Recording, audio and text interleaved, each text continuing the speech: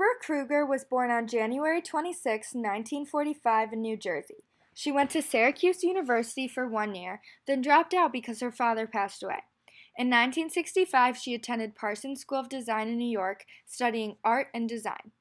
Over the next decade, Kruger built a career for herself by doing everything from independent picture editing to designing magazine covers, for example, Artform and Real Life magazine.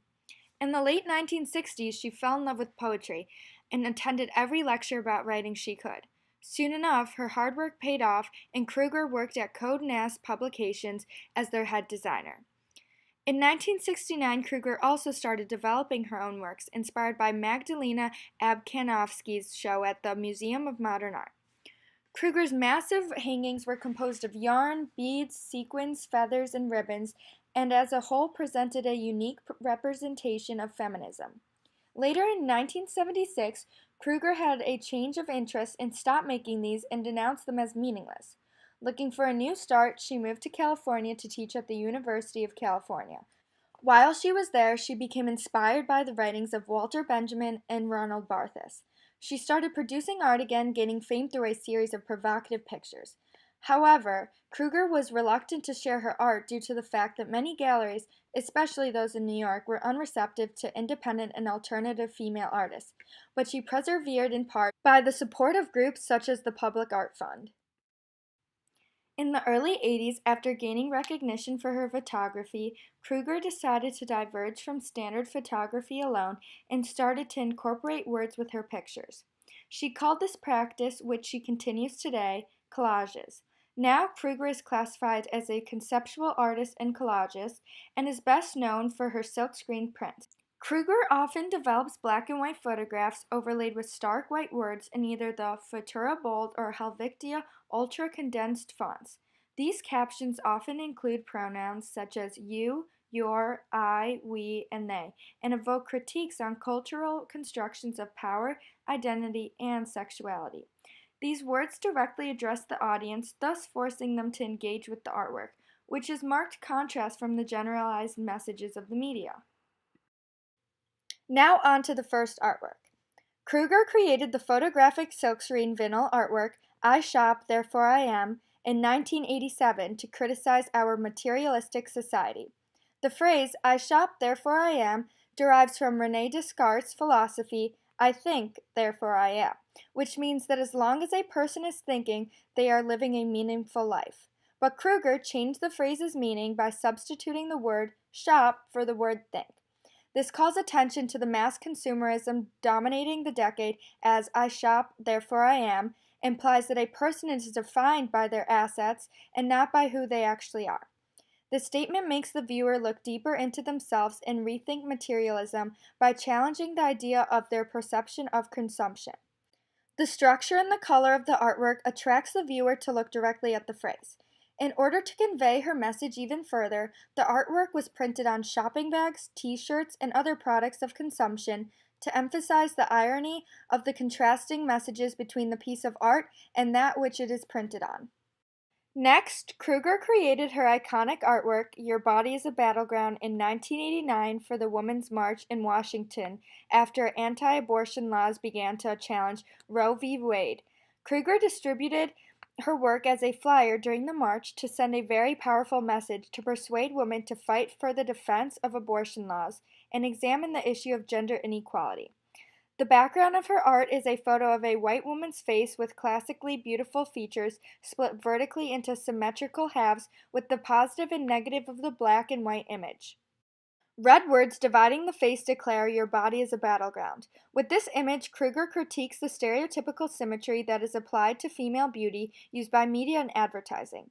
Kruger draws upon the postmodern technique with her use of smooth and refined graphics, a hallmark of that particular artistic movement.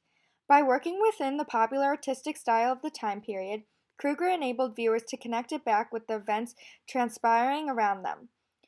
Kruger offers some commentary on modern media with the juxtaposition between the photograph and the slogan, as Kruger believed that there is an accessibility to pictures and words that we have learned to read very fluently through advertising and through the technological development of photography and film and video. Kruger's goal was to challenge the media's tendency to make a subject meaningless through probing and open accessibility. With this artwork, she desired to reverse that accessibility to make meaning. Kruger created her most famous work for praising the strength of women, Your Gaze Hits the Side of My Face, in 1981. The image portrays a side profile of a statue of a woman in order to convey the idea that many men view women as objects that should be valued because of their outside beauty and ability to be admired. This image is overlaid with vertically boxed text on the left side of the photograph near the woman's ear. As a result of the words being spread out, each word sounds more punctuated, distinct, and even aggressive.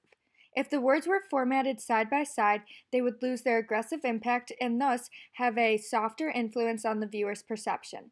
The use of juxtaposition between the short pieces of the text and the image is reminiscent of many advertisements and thus evokes a critique on the negative impacts of ads on society. Many ads are written by men who desire to sell women.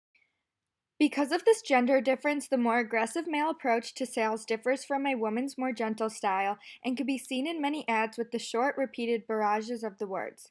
The unique formatting of the statement, Your gaze hits the side of my face, emphasizes and critiques the way that many male advertisers manipulate and control language by attempting to use their words to make women feel like outsiders without the product they are trying to sell.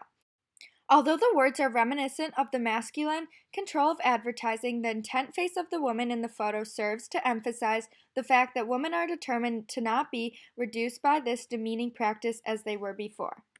A large portion of Kruger's work is focused on the role women play in society. Kruger's main intent is to empower women and debunk gender roles. Kruger does not pity herself and other women because of the hardships they take on. Rather, she praises them for their strength and accomplishments. Through her artwork, she positively influences individuals to see how much strength women have. Kruger also criticizes the way men and women interact with each other, but also how they interact with the environment. By doing this, she expresses how humans are ruining and poorly impacting the global environment, therefore leaving a message to the people that they have the power to change the world and make it a better place. It's just in their hands. In addition, anyone who looks at Kruger's artwork will be instantly influenced by her powerful words. Kruger has been making inspirational, powerful artworks from 1969, leaving thousands of people to take away messages from them. One such person is Shepard Fairey, the creator of Andre the Giant Has a Posse, sticker campaign, or better known as Obey. Fairey claims that Kruger is his biggest inspiration and draws upon many of her characteristic styles. Fairey admits that he owes his red, black, and white color scheme to Kruger. Kruger is also known for saying what she wants without thinking about the circumstances. This quality of hers has influenced many artists and people to speak up and stand up for what they believe in, even if they are standing alone or could face a bad outcome. Kruger believes that art cannot truly stand for something important if it does not make a few people angry, offended, or want to disagree along the way. Barbara Kruger's influence is unbounded and spans many generations. Her works are striking, controversial, and are sure to spark conversation and debate. Through her art, Kruger has been able to speak her mind and advocate for issues such as women's rights and anti-consumerism, which are values her fans continue to advocate. While Kruger's impact can be seen in modern campaigns such as Shepard Fairey's Obey Project, her works will have a lasting impact that will continue on for many years into the future.